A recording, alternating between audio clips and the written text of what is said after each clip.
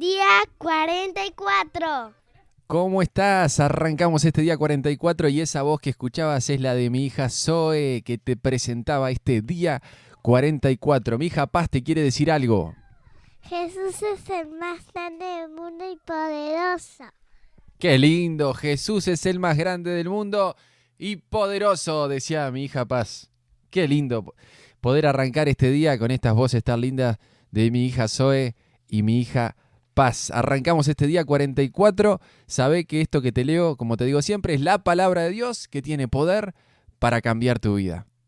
En este día 44 vamos a terminar el libro de Marcos. El capítulo 16 va a ser el final de este libro de Marcos. Y vamos a arrancar con Éxodo capítulo 37. Seguimos viendo cosas que van construyendo. Ayer veíamos el tema del tabernáculo, ahora vamos a ver el tema de la construcción del arca del pacto. Éxodo capítulo 37 dice así: Después Bezalel construyó el arca de madera de acacia, un cofre sagrado de 1 metro con 15 centímetros de largo por 69 centímetros de ancho y 69 centímetros de alto. La recubrió de oro puro por dentro y por fuera, y le puso una moldura de oro alrededor. Fundió 4 anillos de oro y los fijó en las 4 patas, 2 anillos a cada lado. Luego hizo varas con madera de acacia y las recubrió de oro. Entonces metió las varas por los anillos que estaban a los costados del arca para transportarla. Después hizo la tapa del arca, el lugar de la expiación, de oro puro. Medía 1 metro con 15 centímetros de largo por 69 centímetros de ancho. Formó 2 querubines de oro labrado a martillo y los colocó en los 2 extremos de la tapa de la expiación. Moldeó los querubines a cada extremo de la tapa de la expiación, de modo que formaban una sola pieza de oro con la tapa. Los querubines estaban frente a frente, mirando hacia la tapa de la expiación, con las alas extendidas por encima de la tapa para protegerla. Luego, Bezalel hizo la mesa con madera de acacia que medía 92 centímetros de largo por 46 centímetros de ancho y 69 centímetros de alto. La recubrió de oro puro y le puso una moldura de oro alrededor del borde. La adornó con un reborde de 8 centímetros de ancho y le puso una moldura de oro alrededor del borde. Hizo 4 anillos de oro para la mesa y los fijó en las 4 esquinas, junto a las 4 patas. Los anillos fueron fijados cerca del reborde para sostener las varas que se usaban para transportar la mesa. Bezalel hizo las varas con madera de acacia y las recubrió de oro. Después hizo recipientes especiales de oro puro para la mesa, tazones, cucharones, frascos y jarras, los cuales se usaban al derramar las ofrendas líquidas. Luego, Bezalel hizo el candelabro de oro puro labrado a martillo. Hizo todo el candelabro y sus decoraciones de una sola pieza: la base, el tronco, las copas para las lámparas, los capullos y los pétalos. El candelabro tenía 6 ramas que salían del tronco, 3 a cada lado.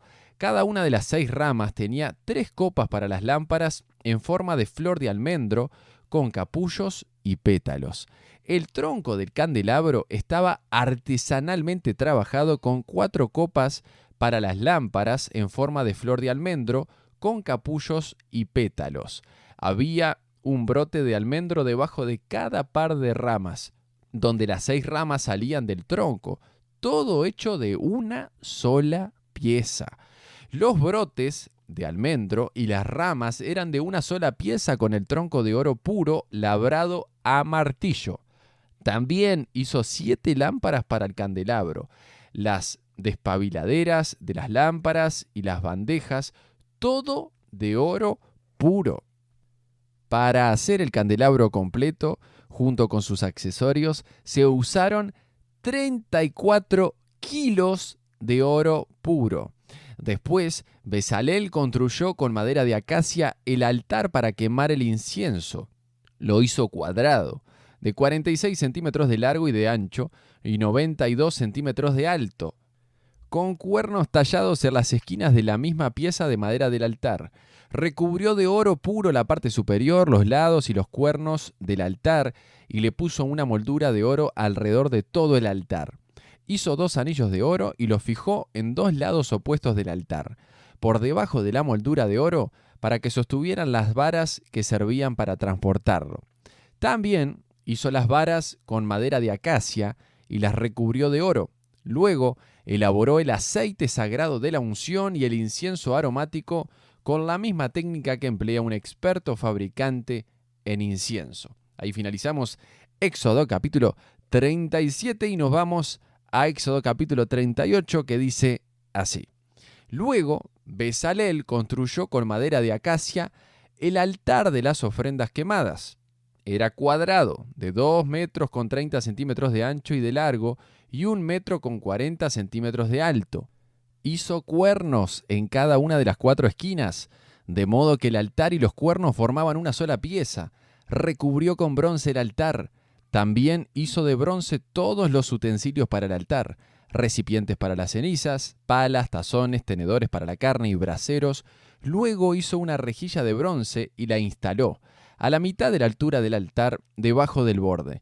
Después fundió 4 anillos y los fijó a las 4 esquinas de la rejilla de bronce para que sostuvieran las varas que se usaban para transportar el altar.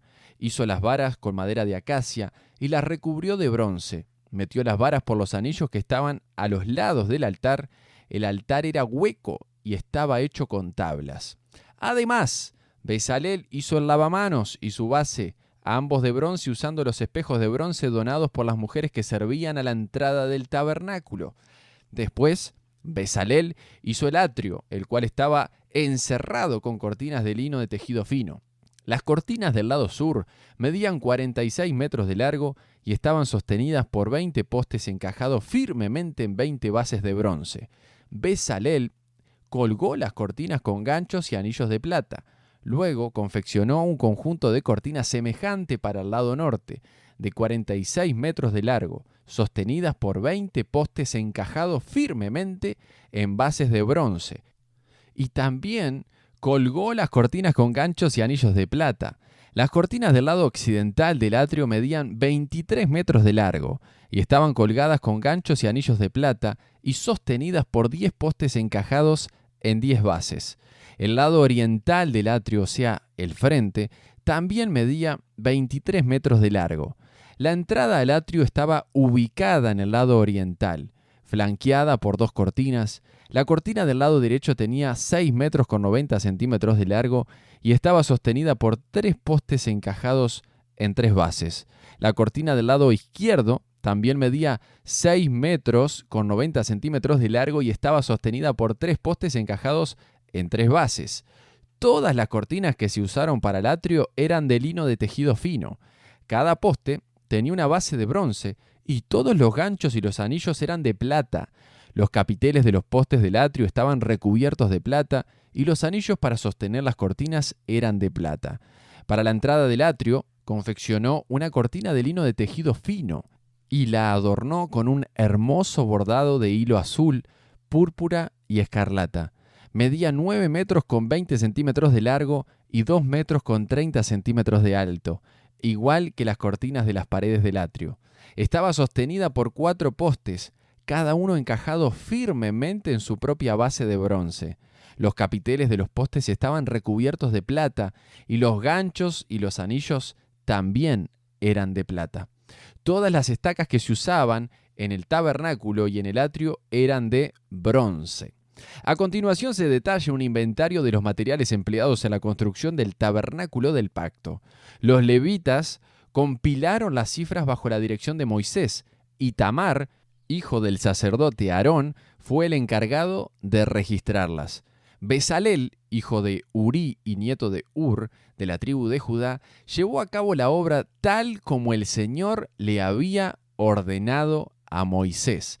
Le ayudó a Oliab, hijo de Ahismac, de la tribu de Dan, un artesano experto en grabar, en diseñar y en bordar con hilo azul, púrpura y escarlata sobre tela de lino fino. El pueblo contribuyó con ofrendas especiales de oro que sumaron un total de 994 kilos. calculado según el peso del ciclo del santuario. Este oro se usó en todo el tabernáculo. Toda la comunidad de Israel dio 3.420 kilos de plata, calculado según el peso del ciclo del santuario.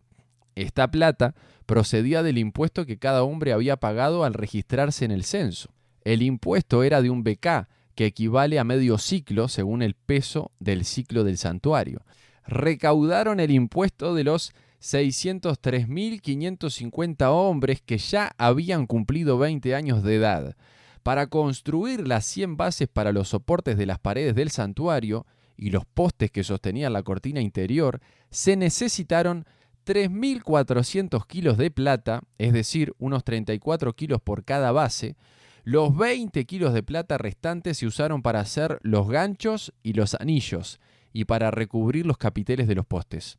El pueblo también presentó como ofrenda especial 2.407 kilos de bronce, el cual se usó para fundir las bases de los postes que estaban en la entrada del tabernáculo y para el altar de bronce con su rejilla de bronce y todos los utensilios del altar. También se usó el bronce para hacer las bases de los postes que sostenían las cortinas alrededor del atrio, las bases para las cortinas que estaban en la entrada del atrio y todas las estacas para el tabernáculo y el atrio. Ahí finalizamos Éxodo capítulo 38, como te lo decía ayer. Cuántos detalles y todo está registrado. Hasta está registrado quién era la persona que iba a hacer el registro. Todo estaba registrado. Vamos a irnos a Marcos capítulo 16, que como te decía en el comienzo de este audio, es el último capítulo del libro de Marcos. Vamos a ver cosas muy, muy importantes, muy interesantes, comenzando obviamente por el suceso que es trascendente, que es la resurrección de Cristo. Nuestra fe se basa en un Cristo que resucitó. Ni Mahoma resucitó, ni Buda resucitó, ni Confucio resucitó, ni ninguno, ni Alejandro Magno, ni ningún líder, ni religioso, ni político, ni militar ha resucitado. Solo Jesucristo, porque es el Rey de Reyes y Señor de Señores.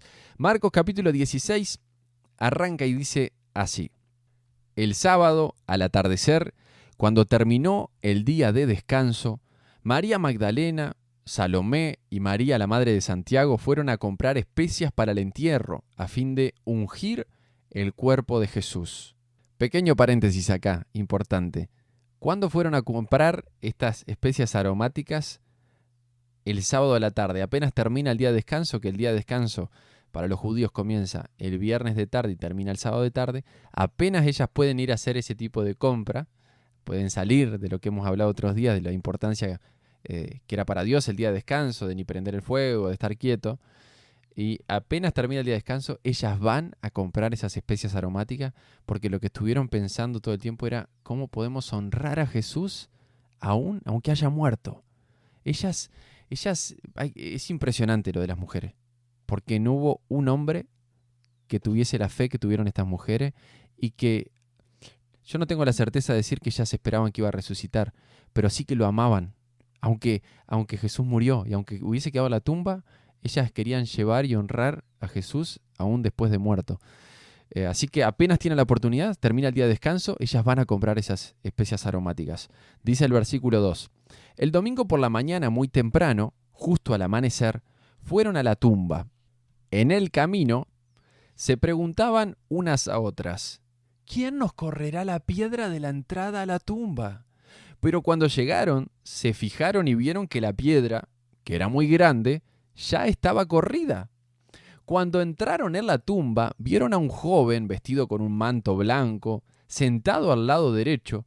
Las mujeres estaban asustadas, pero el ángel les dijo: no se alarmen, ustedes buscan a Jesús de Nazaret, el que fue crucificado. No está aquí, ha resucitado. Miren, aquí es donde pusieron su cuerpo.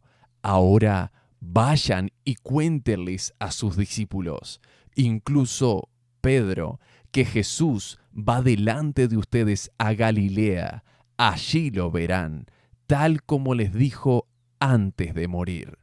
Las mujeres desconcertadas huyeron temblando de la tumba y no dijeron nada a nadie porque estaban muy asustadas.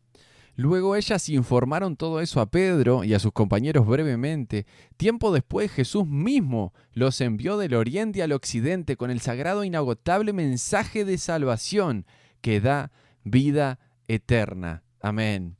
Después de que Jesús resucitó el domingo por la mañana temprano, la primera persona que lo vio fue María Magdalena, la mujer de quien él había expulsado 7 demonios. Ella fue a ver a los discípulos, quienes estaban lamentándose y llorando, y les dijo lo que había sucedido. Sin embargo, cuando les dijo que Jesús estaba vivo y que lo había visto, ellos no le creyeron. Tiempo después, Jesús se apareció en otra forma a 2 de sus seguidores que iban caminando desde Jerusalén hacia el campo. Ellos regresaron corriendo para contárselo a los demás, pero ninguno les creyó. Tengo que hacer un paréntesis obligatorio acá. No les creían. Jesús había dicho, voy a resucitar, es necesario que vaya a Jerusalén, que sufra por este tiempo, pero después voy a resucitar. Y por más que venían, no les creían a estas mujeres que habían visto los ángeles, que habían tenido esa experiencia sobrenatural de que Cristo no estaba en la tumba, de que había resucitado. Qué duro que somos a veces para creer, ¿no? Qué disparate. Versículo 14 dice, incluso más tarde se apareció a los 11 discípulos mientras comían juntos. Los reprendió por su obstinada incredulidad, porque se habían negado a creer a los que lo habían visto después de que resucitó. Pequeño paréntesis acá, y sí, era visto Jesús, apareció. ¿Qué pasa? ¿Por qué no le creyeron? Se olvidaron de las palabras, de lo que le había dicho. ¿Por qué? ¿Por qué? Qué dureza para creer. Jesús es el Señor. Es como que a vos te cueste creer que Jesús va a volver. Jesús murió en la cruz, resucitó al tercer día, y Él dijo que un día va a volver al sonido de trompeta, en la gloria con los ángeles, y nos va a llevar a los que lo amamos y a los que esperamos su venida. Él va a volver. No sé si estás en un lugar en el que hay una ventana en el que podés mirar para afuera, pero míralo, ese cielo, con fe, pensando Jesús va a volver. Porque así como les costó creer a los discípulos de que Jesús iba a resucitar, tal vez a vos te cuesta creer que de verdad volverá Jesús. Sí, va a volver. Créelo y esperá su venida, mirá al cielo y decís, Señor Jesús, ven pronto, quiero encontrarme contigo. Dice en el versículo 15, entonces les dijo, vayan por todo el mundo y prediquen la buena noticia a todos. Quiero hacer un paréntesis acá. Jesús los reprendió por su obstinada incredulidad, pero no los descartó. Y esto es muy importante. Todos no somos, incluyéndome a mí y todos, ninguno somos los grandes hombres o mujeres de la fe. Todos tenemos nuestras flaquezas, nuestros momentos de duda. Y Jesús los reprendió acá, pero no es que les dijo, ¿saben qué? Así que no creyeron que yo había resucitado, ¿saben qué? Voy a buscar otros discípulos. No hizo eso. Y eso no lo hace Jesús tampoco con vos. Jesús no los rechazó. Los comisionó para que vayan por todo el mundo y prediquen la buena noticia. A todos, a los que habían creído y a los que no. Versículo 16. El que crea y sea bautizado será salvo, pero el que se niegue a creer será condenado. Estas señales milagrosas acompañarán a los que creen. Expulsarán demonios en mi nombre y hablarán nuevos idiomas. Podrán tomar serpientes en las manos sin que nada les pase, y si beben algo venenoso no les hará daño. Pondrán sus manos sobre los enfermos y ellos sanarán. Quiero hacer un pequeño paréntesis acá. En el versículo 17 que leía, Jesús dijo, estas señales milagrosas acompañarán a los que creen. Y si vos sos alguien que cree, si vos sos alguien como yo que cree en Jesucristo, tenemos que buscar y creer que esas señales nos van a acompañar, porque el único requisito acá que Jesús pone es a los que creen. Dice, expulsarán demonios en mi nombre, así que no tenés que tenerle miedo al diablo. Si estás creyendo en Jesús, no tenés que tenerle miedo a ningún demonio. Podés expulsar demonios en el nombre de Jesús. Hablarán nuevos idiomas, hablarán nuevas lenguas, dice en otra traducción, que es buscar esa llenura del Espíritu Santo y que el Espíritu Santo tome control de tu lengua. Y dice Jesús, hay una promesa ahí, hablarán nuevas lenguas, así que algo que hay que buscarlo. Dice también que nada nos hará daño Y también lo que dice es pondrán sus manos en los enfermos y ellos sanarán. Así que el requisito es creer en Jesús. Si crees en Jesús, vos no tenés que tenerle miedo al diablo, vos tenés que buscar que Dios se manifieste en tu vida como Él lo quiera, que le entregues todo tu ser al Espíritu Santo, que tome control incluso de tu lengua. No tenés que tenerle miedo a ninguna enfermedad, ninguna peste, a nada, como dice el Salmo 91, que podrán caer a tu lado 1000, 10.000 al otro lado, pero a vos no te va a llegar, tenés que creerlo, y que podrás poner tus manos a los enfermos y sanarán. Es una promesa que el requisito es para los que creen, y tenemos que creer en Jesús para que estas cosas se cumplan en nuestra vida. Dice el versículo 19 en adelante, cuando el Señor Jesús terminó de hablar con ellos, fue levantado al cielo y se sentó en el lugar de honor, a la derecha de Dios, y los discípulos fueron por todas partes y predicaron, y el Señor actuaba por medio de ellos, confirmando con muchas señales milagrosas lo que decían. Las señales milagrosas eran una confirmación de que Dios estaba con ellos. Y tenemos que decirle al Señor, manifiéstate a través de mi vida, Señor, que sea evidente que tú estás reinando en mi vida, en mi corazón. Tenemos que entender que las veces en la Biblia en la que Jesús no quiso hacer milagros fue cuando los religiosos de la época, los fariseos, les decían, a ver, mostranos una señal milagrosa, así te vamos a creer. Y ahí Jesús les decía, no, la única señal que van a tener es la de Jonás, que estuvo 3 días en el pez, en el fondo del pez y después salió. Pero para aquellas personas que buscaban el milagro porque estaban desesperados, porque la enfermedad los tenía mal traer, porque venían gastando mucho dinero en médicos, porque no encontraban solución. Para esas personas con una necesidad real, Jesús siempre actuó. En una oportunidad un leproso se le acercó y le dijo, si quieres puedes limpiarme. Y Jesús le dijo, sí quiero. Jesús ama a cada uno y lo que está buscando es fe. Donde haya fe en Él, Él va a actuar y va a responder. Confía en Él, créele a Él.